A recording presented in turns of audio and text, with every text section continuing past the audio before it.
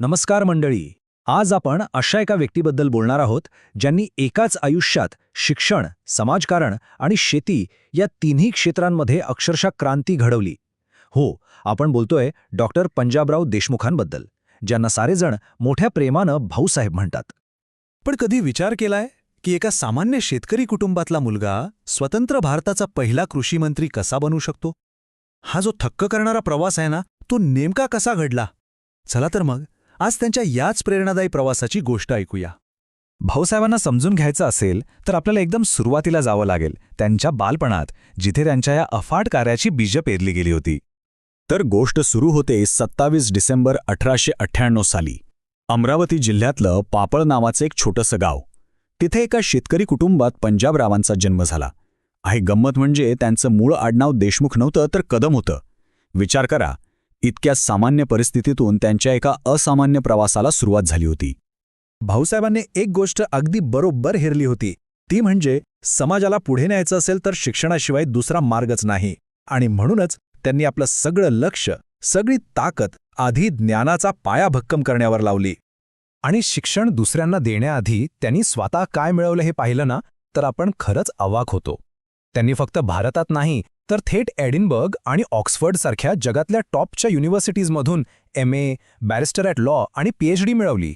आणि त्यांच्या PhDचा विषय ऐका, वैदिक साहित्यातील धर्माचा उद्गम आणि विकास. यावरूनच त्यांच्या अभ्यासाची खोली किती होती याचा अंदाज येतो. पण एवढं सगळं शिकून भाऊसाहेब शांत बसले नाहीत. हे ज्ञान फक्त आपल्यापुरतं ठेवायचं नाही, तर ते समाजाच्या शेवटच्या माणसापर्यंत पोचवायचं, हा त्यांचा ध्यास होता. आणि याच ध्यासातून एक वर्ष उजाडलं, 1931, जे त्यांच्या आयुष्यातलं एक ऐतिहासिक वर्ष ठरलं. याच वर्षी त्यांनी अमरावतीत श्री शिवाजी शिक्षण संस्थेची स्थापना केली. उद्देश एकच, विदर्भातल्या घराघरात शिक्षणाची गंगा पोहोचवायची. इतकंच नाही तर गरीब होतकरू मुलामुलींसाठी श्रद्धानंद छात्रालयसुद्धा सुरू केलं. विचार करा, त्यांनी लावलेल्या त्या एका रोपट्याचा आज केवढा मोठा वटवृक्ष झालाय, जो आजही लाखो विद्यार्थ्यांना ज्ञानाची सावली देतोय. आता शिक्षणामुळे त्यांना जी एक नवी विशाळ दृष्टी मिळाली होती ना, तिचा वापर त्यांनी समाजाला लागलेली विषमतेची कीड काढण्यासाठी करायचं ठरवलं. आणि यातलं त्यांचं एक सर्वात धाडसी पाऊल म्हणजे 1928 सालचा मंदिर प्रवेशाचा सत्याग्रह. त्यांनी थेट डॉक्टर बाबासाहेब आंबेडकरांच्या खांद्याला खांदा लावून अमरावतीच्या अंबादेवी मंदिरात दलित बांधवांना प्रवेश मिळावा यासाठी लढा दिला. हा एक खूप मोठा ऐतिहासिक सत्याग्रह होता. याचा परिणाम काय झाला तर अस्पृश्यतेविरोधातल्या लढ्याला एक प्रचंड मोठं बळ मिळालं.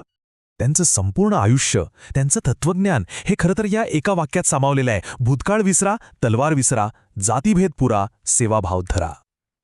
हे फक्त बोलण्यापुरते शब्द नव्हते, तर हे त्यांनी आयुष्यभर जपलेले एक जीवनसूत्र होतं.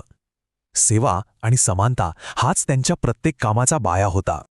बरं, एका बाजूला शिक्षण आणि समाज सुधारणेचं काम तर सुरूच होतं, पण त्याचवेळी भाऊसाहेबांनी आपलं लक्ष देशाच्या कणा असलेल्या शेतकऱ्यांच्या प्रश्नांकडे वळवलं. आणि मग आला 1952 सालचा तो ऐतिहासिक क्षण. स्वतंत्र भारताचे पहिले केंद्रीय कृषीमंत्री म्हणून भाऊसाहेबांची निवड झाली. ही खरंच खूप मोठी जबाबदारी होती आणि त्यांनी ती लीला पेलली. पुढची तब्बल 10 वर्ष म्हणजे 1962 पर्यंत त्यांनी हे पद सांभाळलं आणि नुकत्याच स्वतंत्र झालेल्या भारताच्या शेतीविषयक धोरणांचा मजबूत पाया घातला. अर्थात हे काम काही त्यांनी मंत्री झाल्यावर सुरू केलं नव्हतं. त्या आधीपासूनच त्यांनी शेतकऱ्यांना एकत्र आणायला सुरुवात केली होती. शेतकरी संघ स्थापन केला. शेतकऱ्यांचा आवाज बुलंद करण्यासाठी महाराष्ट्र केसरी नावाचं वृत्तपत्र चालवलं. आणि पुढे मंत्री असताना 1955 मध्ये देशभरातल्या शेतकऱ्यांना एका छत्राखाली आणण्यासाठी भारत कृषक समाजाची स्थापना केली. काम अगदी तळागाळातून सुरू होतं. भाऊसाहेबांचं आयुष्य पाहिलं की एक गोष्ट लक्षात येते: त्यांनी जे काम केलं ते फक्त त्यांच्या काळापुरतं नव्हतं. त्यांनी मागे ठेवलाय तो एक असा वारसा आहे जो आजही आपल्याला प्रेरणा देत राहतो. शिक्षण, समाज सुधारणा आणि शेती या तिन्ही गोष्टी जणू काही एका मजबूत इमारतीचे 3 खांब होते. आणि या खांबांवरच त्यांनी एका आधुनिक, प्रगतिशील भारताचं स्वप्न पाहिलं आणि त्याची पायाभरणी केली. हे सगळं कसं एकमेकात गुंतलेलं होतं पहा. शिकलेला समाजच सामाजिक बदल स्वीकारतो आणि सुधारलेला, एकजूट असलेला समाजच शेतीत प्रगती करू शकतो. किती दूरचा विचार होता हा. आणि ह्या सगळ्या प्रवासानंतर शेवटी एक प्रश्न मनात येतोच की आजच्या या धावपळीच्या, आव्हानांच्या काळात भाऊसाहेबांच्या विचारांपैकी नक्की कशाची आपल्याला सर्वात जास्त गरज आहे? त्यांच्या दूरदृष्टीची त्यांच्या सेवाभावाची की समानतेसाठीच्या त्यांच्या आग्रहाची? खरंच यावर आपण सगळ्यांनी विचार करायला हवा.